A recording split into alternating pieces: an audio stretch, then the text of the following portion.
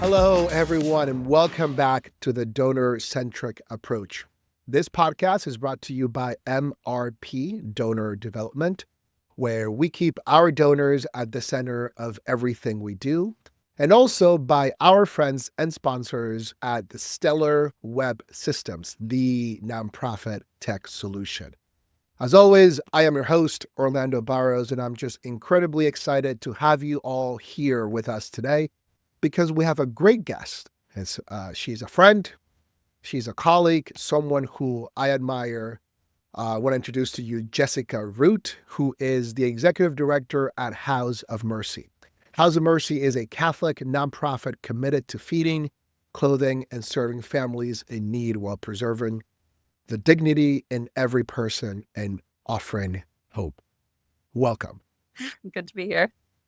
Awesome. So it's a great episode we have in store for you. We're going to be exploring how House of Mercy is making an impact in their local community, the challenges of running and funding a growing nonprofit, and strategies that other nonprofit leaders, executive directors, and development directors can use to improve donor engagement and sustainability. So without further ado, Jessica, welcome.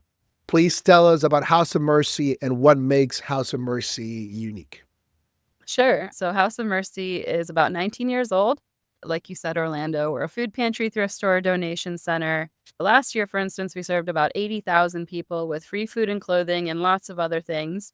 But I think we have a lot of unique aspects. But one of the biggest things and most simple is that we really focus on the dignity of every person we meet here, from our clients and our customers to our volunteers, donors, staff, partners, and everybody in between. And we do that through a lot of different, really specific kind of actions and how we serve. For instance, for our clients, one of the things that really shows that dignity is having them to give a clothing voucher, for instance, and they can go shop in our thrift store. So they can choose their own sizes and styles of their clothing instead of us kind of handing, already preset clothes out the door to them, which some programs, that's all they can do because of their space and staff and resources. So we're excited to kind of share some of those unique aspects, especially in focusing on the dignity and really building relationships with everybody we meet. Yes, I love that. As you know, I have House of Mercy has a special place in my heart. Full disclosure, House of Mercy brought MRP Donor Development and me to work with him for about a year. We did some great work. So I'm just excited that you are here and sharing more about House of Mercy. Thinking back on it, you should have come in a lot earlier during our show. But anyhow, that's a different story. Jessica, let's talk about you for a second, because I know you love doing this, talking about yourself. So, well, let me ask you, what led you to this work, and why is the work of House of Mercy, its mission, and especially you as the overall leader, the executive director, why is doing what you do now through House of Mercy so important to you? Mm-hmm. Sure. Yeah, thanks. I've been in nonprofit management for, I think, around 15 years now. I've always been like super service oriented in my life, done a lot of mission work, a lot of volunteer work. And so kind of just naturally after college, just started to look for work and found some great nonprofits. And so even my first full-time job was actually executive director of a smaller nonprofit in Philly, which I just absolutely fell in love with. And so that's kind of been the theme of my career, just being in different positions, small Catholic organizations. I've kind of hopped around from organization to organization. So doing some work in the education field, the evangelization field, but I found kind of a home in the human services field, really working with those who don't have a lot of support and are in that feeling of abandonment. Maybe they're coming to this area for the first time, or they don't have a lot of friends or family around to support them, or some circumstance where they don't have a lot of support. So maybe we're the only support network they have as a nonprofit. Yes. So I love a lot of things about it, of course. I love the service aspect and just giving of ourselves. I think that's a really great way to evangelize in our faith as well, service through action. And then love the human services field in general and just helping those who are most in need. I really love nonprofit management as well. So I've gone into a lot of nonprofits, especially after founders or after they've had a lack of leadership, and made sure that things were sustainable, because a lot of these organizations have really great missions and were started with great passion, but they don't have the tools yet to sustain them long term. And that's been my passion, to go in those circumstances and create that sustainability, create some good systems and build up the staff, the board, volunteers, and the funding, all the admin and everything. I really enjoy that aspect of it as well. No, and I've seen it firsthand what both your passion for the mission and working in the nonprofit world. I think that's one of the things that really bonds us, and we, when we work together, we talked about this Mhm. often of like, balancing sort of the need for funding while doing the mission, which, it takes two different personalities and people to do it well together. But it united truly by the passion to actually work in the nonprofit sphere, because Mhm. it is hard work. Like, it's not for everyone. I got to say that from the get go. And I think our listeners know this, which Mhm. I just found it so amazing, because it's just, you really have to have that personality, because what really moves you at the end of the day is not going to be the billions of dollars in your checking account. What really moves you is the lives that are being changed to the Mhm. mission of the organization. So to that end, this should be easy for you, because there's so many stories each and every day. If you can just share with us a recent powerful testimony from someone whose life was changed through House of Mercy. Sure. Like you said, there's a million stories every day, of course. Yes. So hard to pick just one, but I was just talking to our program director. She was sharing this story with me. We had a client couple come to us about 3 or 4 years ago, I think. So they've been receiving our services for a couple of years.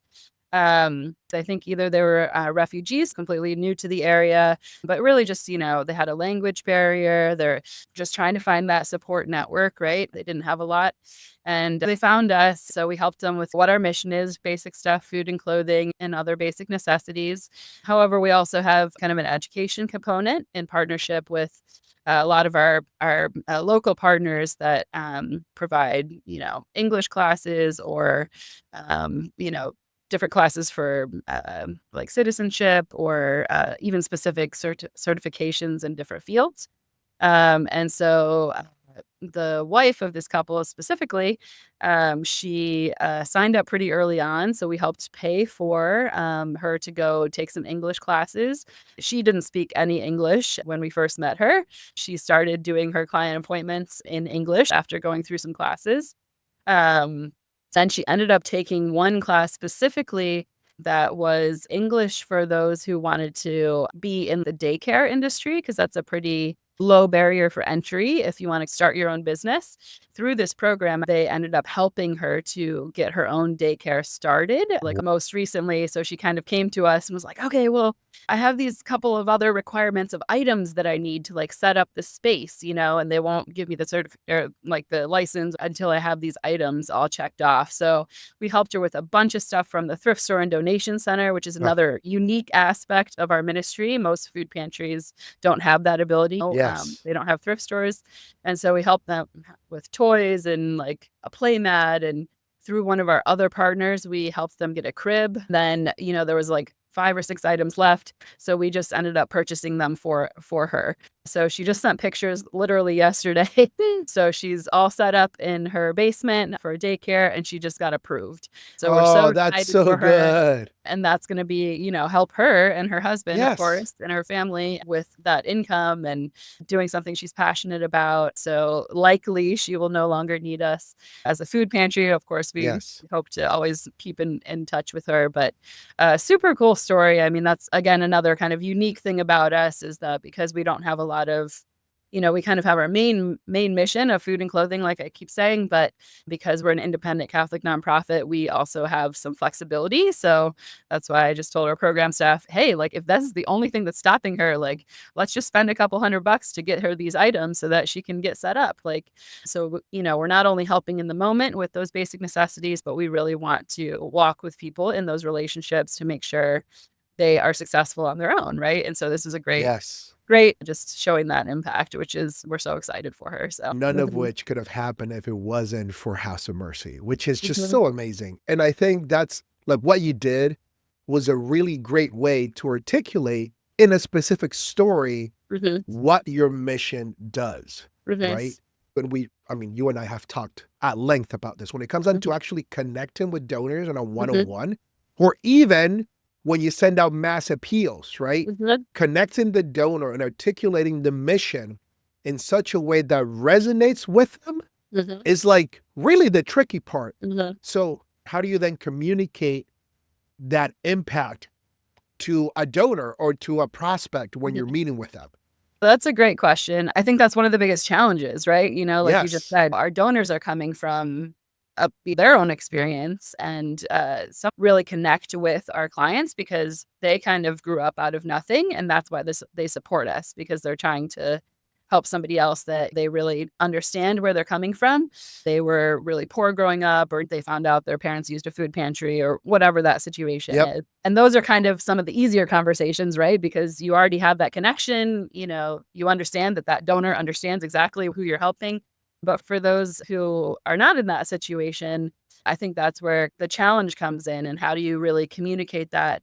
Because you always want to help put your donors in the shoes of your clients or whoever you're helping, whoever you're serving, right? And so they Yep. can really see like what the impact is because, I think anybody can get on board with helping to feed somebody, right? So like that's a pretty basic necessity of human life. I think until somebody really understands like the complications of poverty, like I always say poverty is super complicated. And so, a lot of our donors or volunteers or other partners and stuff always have, kind of these misconceptions of like, oh, well, why don't they just get a job? Or, oh, why do, kind of finding simple solutions, suggesting simple things to like, oh, why are, why are people needing your food pantry, right? Right. And can't they just get out of it like tomorrow? And so that's where you have to really kind of share these stories and help the donor to really understand where the client's coming from, why poverty is so complicated.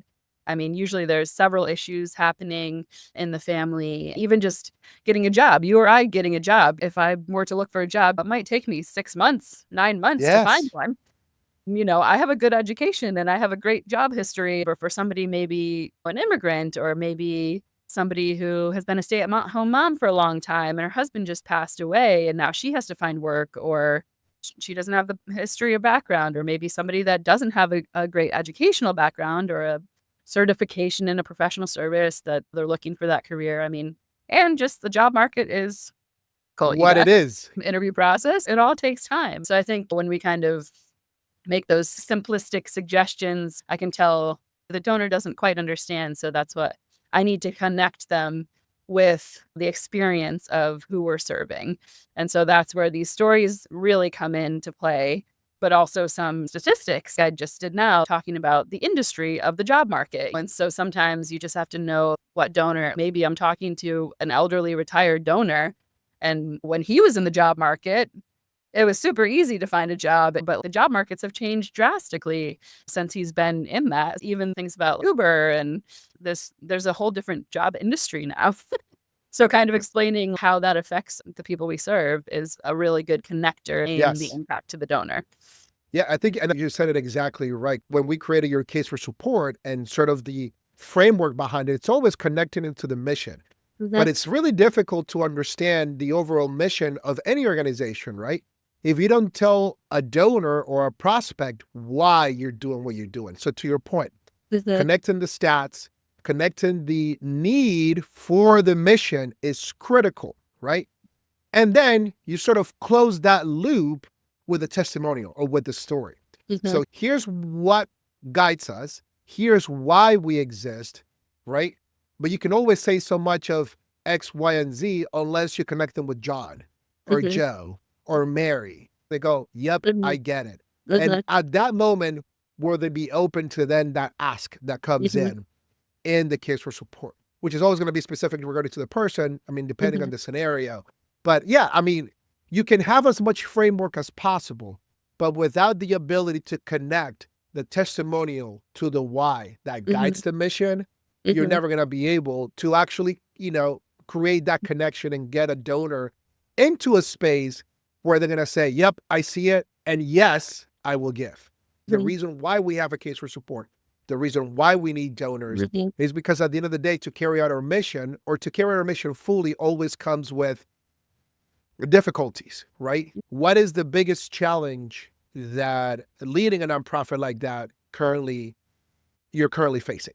Yeah, I mean, there's a million ways I could answer this question. Yes. So give me one. Yeah. We need funding, we need For resources. sure. I think, like we've been kind of just talking about, communicating the impact is really one of the biggest challenges, because you don't know where each individual donor that you're talking to is coming from. So, like, really getting to know them and building those relationships, or building an appeal. Who's your audience going to be? So, making sure that you're kind of communicating that impact, because really, like, I mean, for me, it's difficult for me because I work in it every day, right? It's so obvious to me why you need funds and why this work is important, and, why our clients are going through what they're going through, or why our volunteers are here, or why some of our donors support us. But to be able to communicate that to somebody who doesn't work in it every day, you really have to kind of get outside of yourself to be able to show that impact and to communicate, like, specifically to that person, Yep. and make and bridge that gap. Because if you don't kind of make that connection, then that person's not gonna they're gonna say no. They're gonna walk away. They're gonna support somebody else who is doing a better job at communicating. Yes. And that's where the rubber meets the road oftentimes. Mhm. But that's not to say that you haven't, because I've seen it, you guys Mhm. haven't done some great things. Oh, yeah. Let's talk about that. In the areas of our worked well regards to connecting with donors and in fundraising Mhm. strategies, Yeah. share with us a little bit of what's worked well so far Mhm. for an organization like yours. Yeah. So for us specifically, and I think you know this, Orlando, very well, working with us, but one of the biggest things that I've learned about us is that we need to get people in person to our location, to our site. So just to kind of tell the listeners out there, we're a food pantry, thrift store, and donation center. And when you kind of say that out in the public, I've learned that most people kind of think, oh, hey, like, they resonate a food pantry with a tiny little closet in their parish, or Yes. so you just think of a small little food pantry that's run all by volunteers, that's open like a couple hours a week, one day or 2 days. And so I've learned that that's kind of what, when I'm out networking, that's what people think of. So I have to kind of correct that and say, no, like, because we have a 20,000 square foot building. We're serving 80,000 people a year. We have a huge thrift store, a huge food pantry. So what I've learned for us in particular is that we need to get people here. Once somebody walks through our door and we give them a tour of our mission, why we're doing it, what our kind of values are, the dignity and the relationships, and show them all the programs we're doing and everything, most people on that first visit, their eyes are flown out of their sockets because they're so impressed and shocked, like, that's not what they expected. And so now they're like, oh, it resonates with them. They see, oh my gosh, okay, this is how I want to support, or this is how I need to support. Most just offer it right on the spot, and we don't even have to make the ask, right? And so for us, that really works well. We need to get people here and show that impact.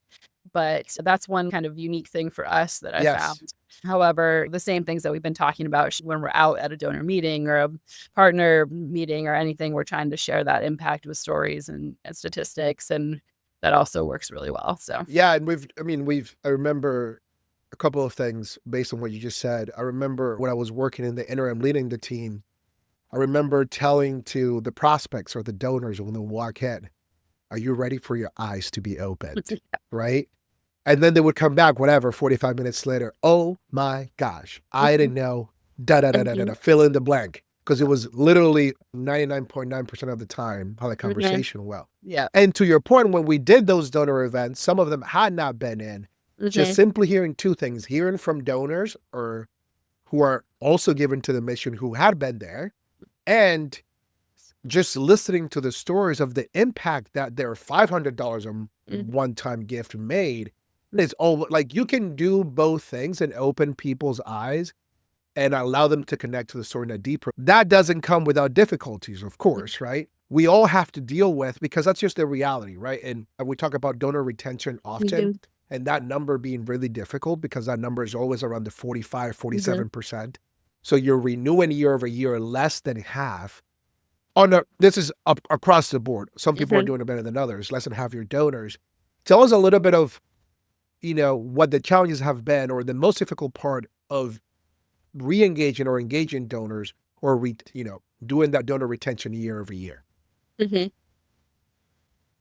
Yeah, I mean, that's always a challenge, right? And so I think for us, as you kind of mentioned our growth before, we've been growing dramatically in the past 5 years or so, especially since COVID. So one of the big challenges for us just with our donors has been time. We have a lot of great donors, but we haven't had enough staff to kind of build those relationships and enough to retain them, you know? Yes. So that's what, kind of the goal has been this past, 2 years or so has been to kind of grow our development team a little bit and not just our like paid staff, but trying to get volunteers to help make thank you calls and engage our board more and things like that. In the absence of enough staff, I think a lot of nonprofits would say I'd never have enough staff to do all the work, especially development. But in the absence of staff, we tried to find some workarounds so that we can still continue to build engagement with our donors to try Yes. to retain donors. There's always going to be people that, maybe somebody passed away and so they gave a gift in their memory, but they're not really engaged in our nonprofit. Yeah. So you're always going to have some donors drop out each year. But hopefully, if they were friends with that person and we gave them a thank you call and we explained our mission, then maybe they'll give a second gift. You never Yeah. know. And I So, want to put a pin on what you just said just now because it was really key. But mhm. before I do that, you also mentioned something that I want to expand on. What do you wish more people, more donors, more prospects knew about the work that House of Mercy did in order for it to click in their head? Like, what would be that one thing? I think it's something that I said before. Like, I wish the donors could better step into the shoes of who we're serving, because that is one of the most challenging things is to communicate that. I think there's some disconnect there. And so I'm always trying to communicate that and build that bridge, especially for our mission. I think it can be easy to connect that because all of us we're human. We all struggle in different ways and we all need to ask for help at different times in our lives. Yes. And I try to make that connection with people, with our donors. But yeah, it's just hard because we're all influenced by what's happening in the world, politics, the local stuff, the environment, the economy. And so, we also all have our kind of sometimes more set in stone than others ideas Yes. about ourselves and how we grew up and how we live versus others. And so like just bridging that gap is just very difficult. So honestly, in this, I really just wish our donors knew more or could step into the shoes of our customers and clients better. Because I think if they did, it would be absolutely a no-brainer and they would give even more. I agree. But one of the things I think, and I want to encourage you and honor you, because one of the things that's really difficult when you lead the organization in the way that you do, especially in a constantly growing operation, Mhm, is that you are forced to wear multiple hats mhm. at all times. And you and I have discussed this at Oh, length. yeah.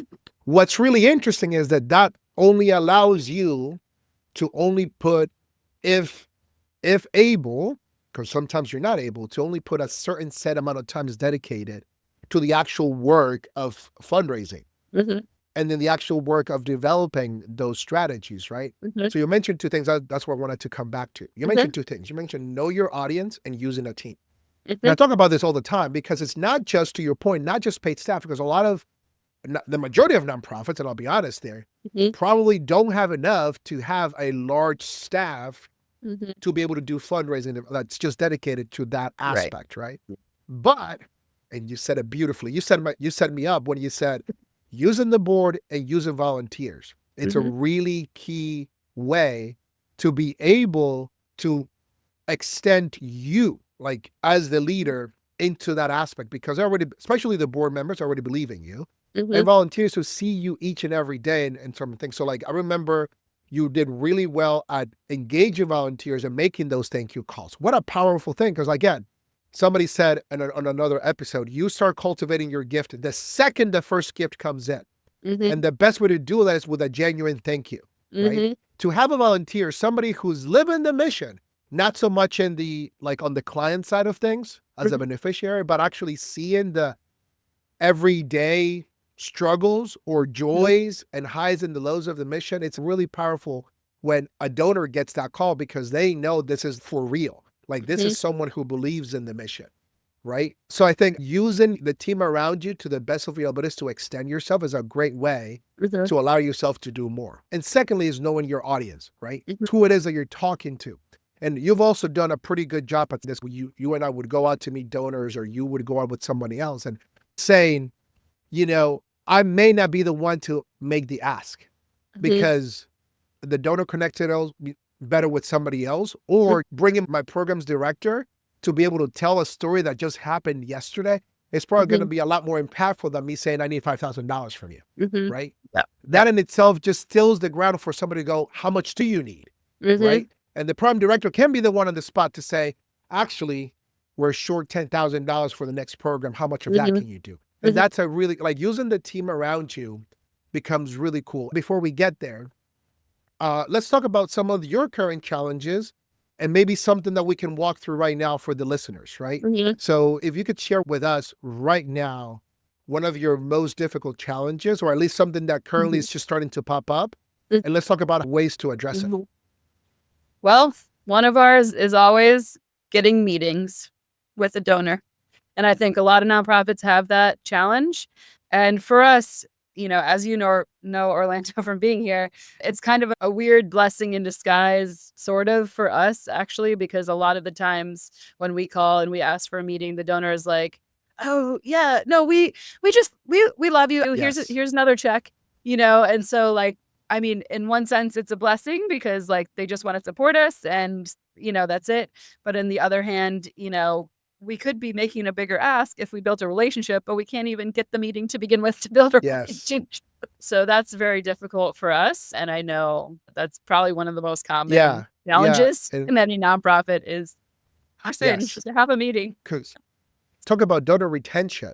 I mean, that really intensifies and it magnifies once the meeting is had, right? Because they see you genuinely live this out, right? Because that's something that you mentioned. And the best way to do it is to take that one-time gift and make them lifetime supporters. And you do that one of two ways.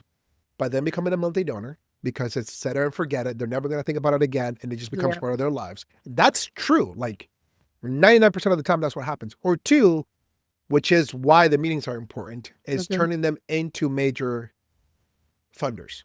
5, 10, 15, 20, $25,000. The more they give to you, the larger their gift, the more dedicated they're going to be to the mission, the more committed they're going to be to the mission, and the more likely they are going to be to renew. Because this is a nice little gift. And that just solidifies that, right? We did have some success when we were there. One of the things that I think we did well was that we tried specific things multiple ways, and that ended up working. So maybe that's something that you might want to try again. I don't know where you are staffing wise, but let's talk about some of the stuff that we did that worked really well. One, obviously one-on-one meetings, right? You send a letter ahead of time and then you start following up like 3 or 4 weeks before the meeting. You start following up every week to try to get meetings.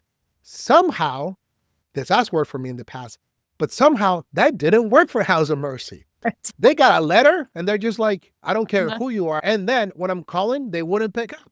What the heck? You know? For some reason, 2 things actually ended up working.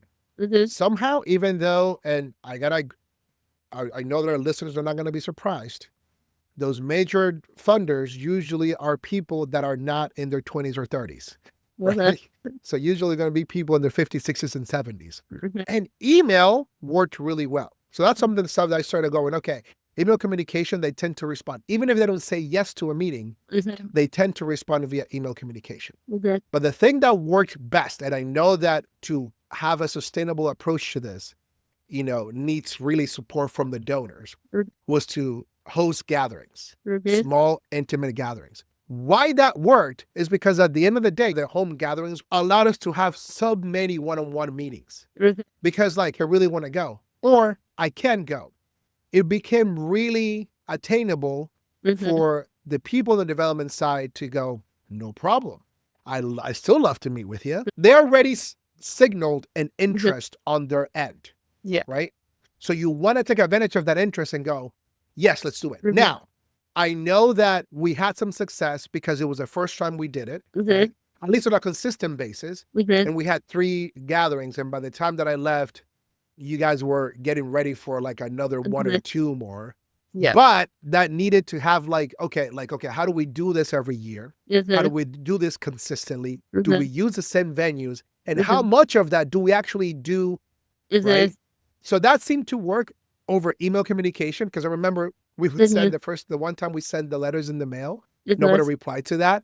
But then when we send the exact same invite via Right. email, a bunch of people replied. I think with the specific invite, so that it's like a very specific ask already, Yes. so it's like, oh, I need to respond. I feel the need to respond yes or no because they invited me to a specific date, versus like, oh, can you meet sometime, this week?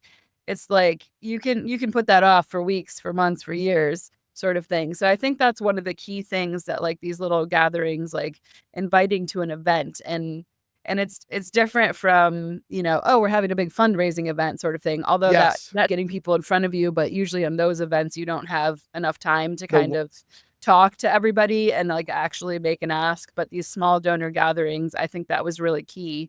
And you're right, though, we're still trying to experiment on, okay, well, what's a good venue for this? We had a board member's house, we had a volunteer's house, we did one at House of Mercy. So like, what's the best venue for that? Like, how many people, what's the best? We had one that we had only like 5 or 6 people, but then we had one that we had like 30 people. So like trying to figure out kind of the specifics of something like that. We're still Yes. experimenting, but yeah, that was definitely something that has And worked, it's which has been wonderful. Yeah, and it's something that I've been able to be. So obviously I did it before when I was learning how to do this. We did it for House of Mercy, and it's been able to work with other clients. And I think to your point, that's correct. Because I always tell them, when you ask, every time you make an ask, make sure your ask specific and it's attached to the impact that they're making. That was clear in the invite. Hey, here's what we're doing. We'd love for you to be a part of it. We'd love for you to support it. This was part of the invitation, and it's going to be happening on this day at this time. So it was very specific and very clear. That made it easy when they said no to just go, I'd love to see you anyway. Are you available then on this, this week or on this date? Right? Yep. So many one-on-ones came out of having those specific events. And individual donations as well. Some still didn't want to meet, but here's my check. So we got a lot of positive responses from the no's because, oh, the schedule didn't work out, but they were still interested, they still wanted to show their support for us because they love it. And if you have a series of these, this is another takeaway for the listeners. You have a series of this, it's a lot easier for you to then take the no's and just say, no worries. We're going to have another one in 4 weeks or 8 weeks or 12 weeks. We'd love to see you there, right? Because they're going to see doing it. This is the thing about development. And I think life and people in general, we are meant to live in community. So if you put yourself in the donor's shoes and you see that you're not just the only one that's given, but you're part of a community of people that's supporting this beautiful thing, that creates this impetus on their end to just go, you know what, I do want to give. You know what, I do want to increase. And then on top of that, you take the testimonials and you take that other people, it's like one gives and it's a lot easier for 8. When you have a gathering of 100 people, one gives and maybe their immediate 10 might give, but the one over here, the 90th is never going to see that. So are they being moved to give? And again, you can still connect one-on-one in a group of 10 to maybe 15. Then you're able to do that in a group of 100 or 200, right? So anyhow, that was really good. So let me actually segue into the next thing. Then. Wait, can I ask first? Yes, go ahead. So part of that kind of communication too, like you said at the beginning, people didn't respond to letters. I mean, we're not in the society where people are responding to mail anymore, right? Even though I'm sure some organizations that works well for their audience or something. And so email definitely works better for us.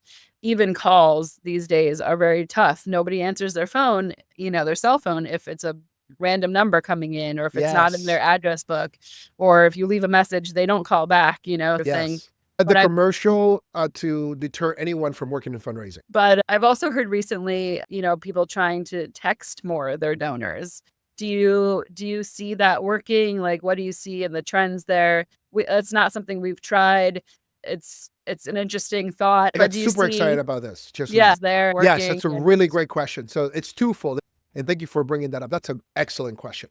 So one of the things, like when you are in development, you know that you forged an intimate relationship with somebody when you have texting privileges Mhm, with them, right?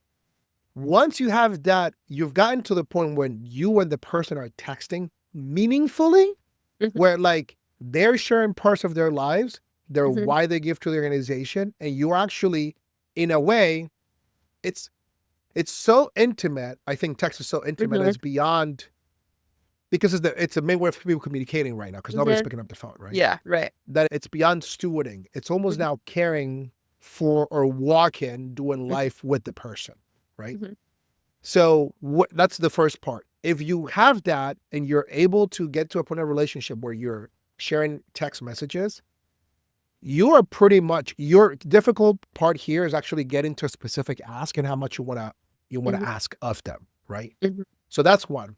The other one is this growth of text to GIF Yeah, that's been right. happening. Mhm, So a lot of CRMs, by the way, this is a shout out to our sponsors at Stellar Web Systems. You do have texting privileges through that platform if you will ever want to check them out. But anyhow, is that you can send appeals through text. And these are key when it's like a certain specific short period of time, right? So let's say this 2 days, we have a matching grant of $25,000. And you can in a way, it's totally fine to bombard him. By that, I mean like 2 texts a day or something like mhm, that. Nothing like every hour you're texting them, mhm, right? And giving them a time limit and an easy way to give does work. This is why a lot of people do text to give at galas. I'm just not a big fan of galas, mhm, right?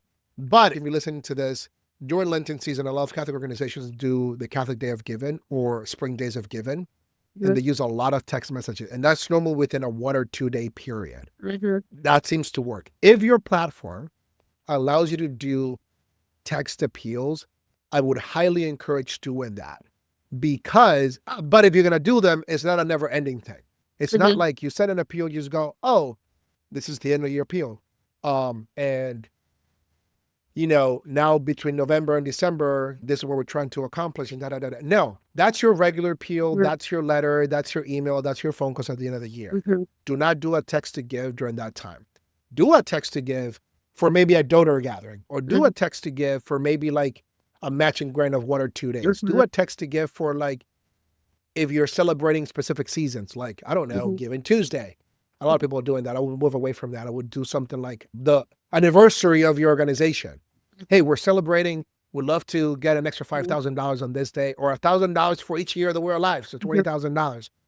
Can you help us get there today? And I'm Nice. just Yeah. giving you some. I love text to give. It's like my favorite new thing to do. And it's not even that new, but it's just gaining popularity. Mhm. So that's a really excellent question. Okay. Thanks. Yeah. I'm sure So a lot of on our that, listeners are wondering about that. So, based on everything that just happened, both renewing some of the stuff that you've done, sharing with the listeners what your challenges are, what would be one piece of advice to other nonprofit leaders? And I want to specifically target here executive directors seeking fundraising success or something that can do well to further their mission. What would that be?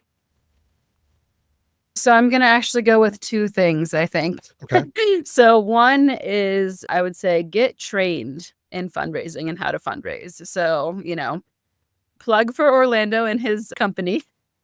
Because I think there's a lot of people that really don't have the confidence. Maybe they were thrust into this role of fundraising, or maybe they're in a dual role like executive director or something like that, and don't have really the training or confidence in how to approach donors.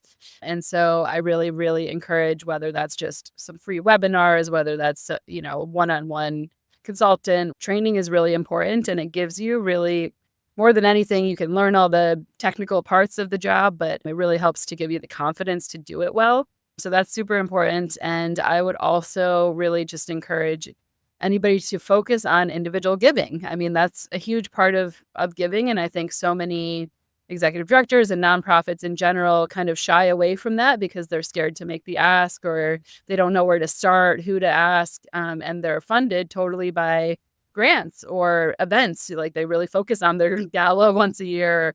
But this diversified funding, which you hear everywhere, is actually super important. And Yes. so just focusing on the donors and being donor centric, as we've been talking about, is super important for your mission. And that's where you're going to get the most bang for your buck, I think, as well. Yes. So just not being afraid, because I think a lot of people are in that mindset of kind of that fear of, oh, but I don't want to ask them, or, but just go into it and have those conversations and make the ask. I think like you've said in our staff training, Orlando, you're never going to get fired for asking. You might get fired for not asking, right? And so that That's is a really exactly right. good, yeah, like that is a really good mindset to be in. Like it really doesn't hurt to ask. I mean, you're going to hear no's, but that's okay. You're going to hear probably 5 yeses for every no you get. Yes. So just stay encouraged, and yeah, it's important work for your mission to thrive, like you can't shy away from it. Yes. I'm gonna summarize what you said in 3 little quick things, right? Mhm. One, to your point, asking is only difficult because you're not used to doing it, Mhm. right? It takes 2 things to do fundraising well. You know, I've talked at length about this. An unshakable belief in your mission, which, by the way, if you're an executive director or leading a small team, I don't doubt that you have that, right? Mhm. And 2 is not being afraid of asking people for money. The great thing about number 2 is that if you rely heavily on your belief, number 1, number 2 is going to come right easily for you. And it's really, you'll be surprised that after literally 2 or 3 asks, you got it. Like that's number 1. Mhm. 2, know your audience, right? So this is back to the point of putting the donors at the center of everything that you do. Mhm. It's almost like and I've said this in different episodes. Each donor is like its own individual campaign, right? So when you're talking to them and you're getting to know them, you always, what is it that makes them, for lack of a better term, tick, right? Understanding that even when you write mass appeals, knowing who you're writing to, because your mass appeals are going to be different. What you say to a monthly donor campaign is going to be completely different than what you say to a Libon campaign. That is going to say to what you're going to say in an end of year campaign, right? Know who you're talking to, and then bring it down to the individual. And that's my third thing, right? So when you're knowing your audience, and I'm going to close what you said with a really important thing. Of all the 2024 numbers are not out yet, but as of 2023, it was like $513 billion that was given away philanthropically year over year. Of that, 69.3%, so the overall majority, almost 70%, came from individual gifts. Your average Joe just giving to you. Taking time to get to know individual donors is what's going to guarantee the sustenance of your mission. That's it. That's it. Like, take the other 2 things that I just said, you can throw them away and just use that one thing. Knowing your individual donors is going to guarantee, and cultivating those gifts is going to guarantee your success. It's as simple as that, because that's where the majority of money is coming from anyway. So anyhow, that was awesome. So thank you, Jessica. As we come to an end, I want to just give a shout out to House of Mercy. How can they find you? How can they donate? How can they volunteer? How can they spread the word? Mhm. How can we do that? So we're located in Manassas, Virginia. If you are local to our area, we always need volunteers. We always need partners to do food drives and things like that for us. If you're not near here and still want to support us, we have an online donation platform. We always need funds to support our mission. We have our Amazon list. And when we do our special programs throughout the year, we do different Amazon drives as well. So lots of opportunities to support us and just to spread the word, really. We need lots of people to come in our thrift store and shop and support our mission. And yeah, just to spread the word about what we're doing here is wonderful. So What's your website? houseofmercyva.org. So VA as in Virginia. Yep.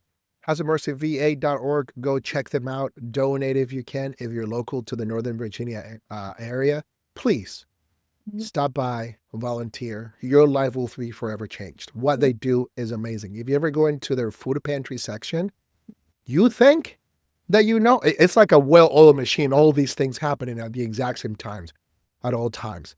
So Yeah. please check them out. And if you are an executive director, a development director, or just leading a nonprofit and want to strengthen your donor strategy, I also want to encourage you to connect with us.